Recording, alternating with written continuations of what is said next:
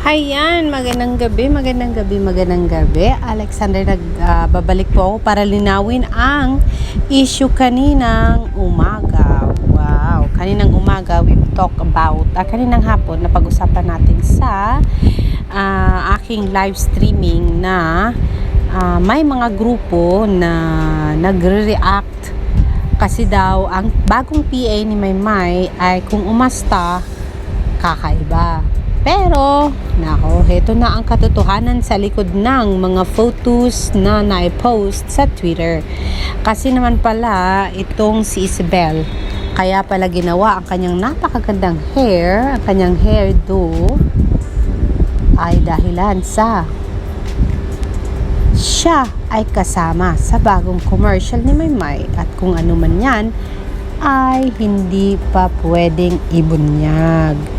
Pero syempre dahil sa nabunyag na nga na siya ay magiging siya ay kasama nga mismo ni Maymay sa kanyang commercial, ang sabi, tinanong na naman ngayon ng ibang flyers kung bakit na naman daw pinangungunahan si Maymay. Dapat daw kasi pag mga ganyang mga projects ni Maymay, dapat antayin na si Maymay ang magbunyag.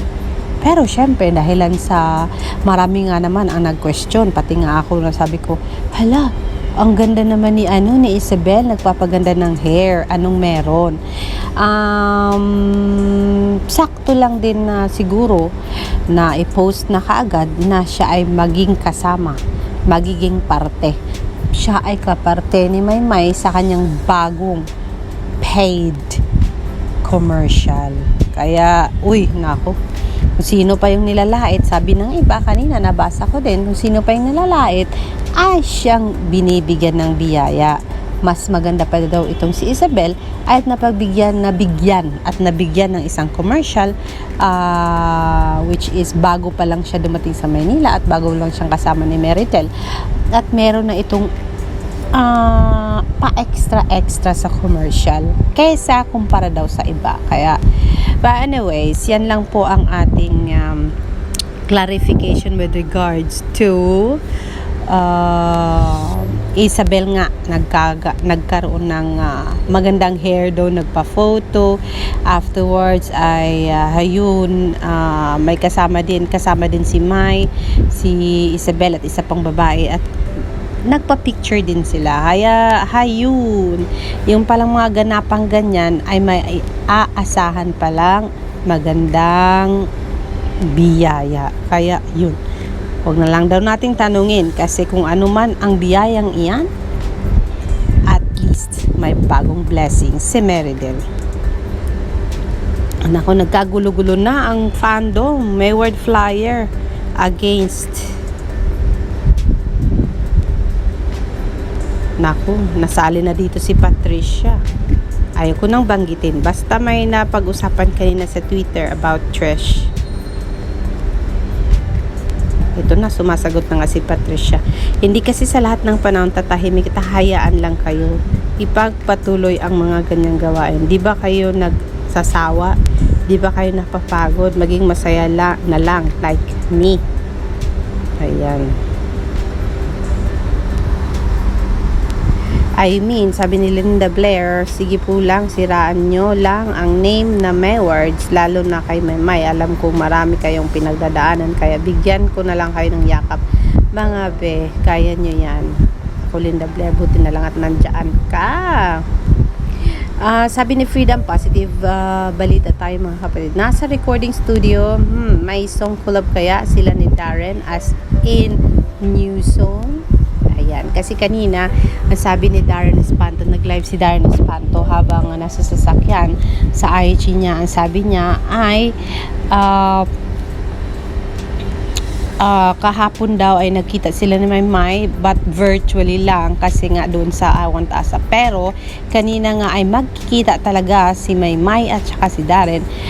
Dahilan ito sa, 'di ba, kasama ni Maymay si Darren sa kanyang concert, digital concert. So, yeah, I'm on the way to rehearsals for May's virtual concert happening this November. So I'm excited to see Maymay today. Kahapon nakita ko siya virtually lang dun sa I Want Asa. Pero today, ay ayokong sabihin ko anong gagawin namin. Baka sabihin ko eh. So ayun. Yeah. Bago bang kanta na i-collab si Maymay at saka si Darren. Siguro hindi natin alam kung kaninong kanta ang kakantahin nila. It's either kay Maymay or kay Darren. But yes, it's a good thing. Hayun. At napalawak na naman itong lipad ni Maymay. Spread ng kanyang talent. Kasi ngayon nga ay magiging kasama niya na si Darren Espanto. Darren Espanto is a good singer naman po talaga. And hayun. Makikilala na naman si Maymay ng iba pang mga Darrenatics at syempre dahil papanoorin yan ng Darrenatics ang digital concert ni Maymay. So yes, go lang Maymay, keep spreading your wings at andito lang kami para suportahan ka. Congratulations sa bago mong collab with Darren, and we are wishing for more and more and more blessings for you. Nako. Yan lang po muna ang ating update. So, may kanina, positive po na may na-shooting na commercial, and then positive din po na may ginagawa sila together ni Darren Espanto. So, yes, it's a good thing. And then, and one more thing, si Maymay kanina ay nag-record ng kanyang kanta with Miss Jade Ricio, ang kanyang soprano voice lesson teacher, voice coach. Kaya, yes na yes sa mga positive na mga projects ni Maymay.